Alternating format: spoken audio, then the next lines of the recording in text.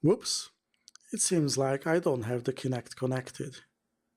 The Kinect Chooser UI control has informed me that there is a problem. The Kinect is required, it's not connected. It is very useful to have this control in your project at all times. But now that I don't have the Kinect connected, what can I do? It turns out I can still test the little application I've created. The Kinect controls are created in a way that I can still use them with my mouse. If I move the mouse over the button, it gets a little bit bigger. When I press down on the mouse, the button gets into a pressed state. And when I release the mouse button, it will actually invoke the click event handler and changes the label for us. It seems like I've been busted. I am doing this recording at 2 a.m. Using your mouse for testing Kinect interaction applications is an extremely useful feature. Because let's face it, people are much more productive with the mouse, and so we can test the actual logic of the application quickly with the mouse without having to wave our hands in the air. I will plug in the Kinect now.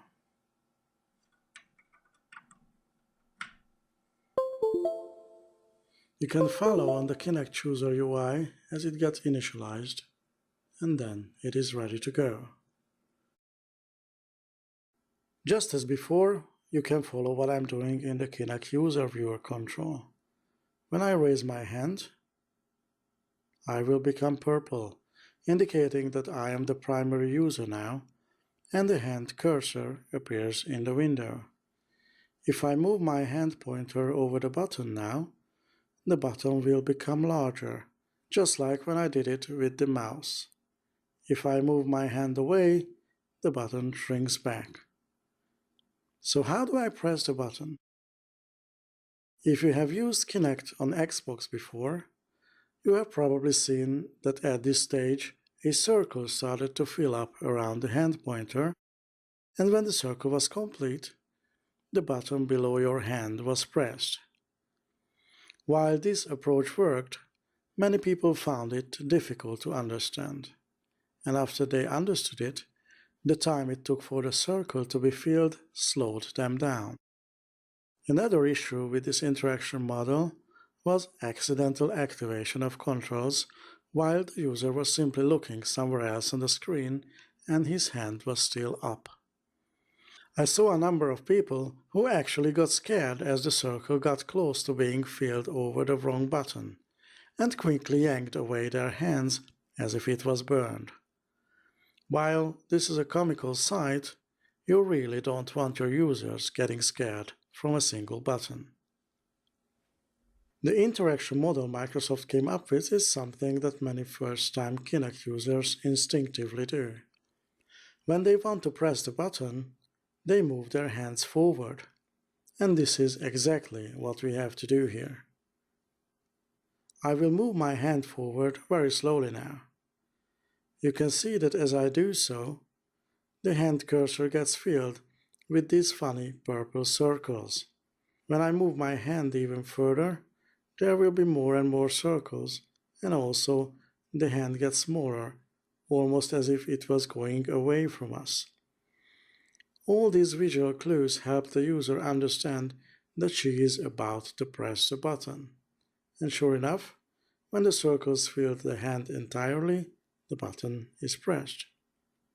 Now the hand cursor has changed and doesn't move anymore if I move my hand just a little. If I move my hand back now, the button is released, the event handler is executed, and the process is done. Let me show you a few more times what happened here. This time, I will do the button press at a normal speed.